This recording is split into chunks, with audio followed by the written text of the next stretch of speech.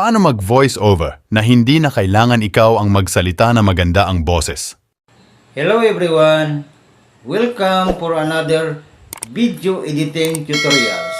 For today's video, ang topic natin ngayon ay tungkol sa kung paano mag-voice over na hindi na kailangan ikaw ang magsalita ng maganda ang boses. So, start na tayo.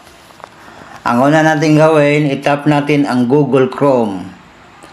Tapos, dito sa search bar ng Google, itype natin ang 11labs.io. Tapos, itap natin. Search. Hindi mo na kailangan magsalita para sa voice over. Nasa mga video vlogs mo kasi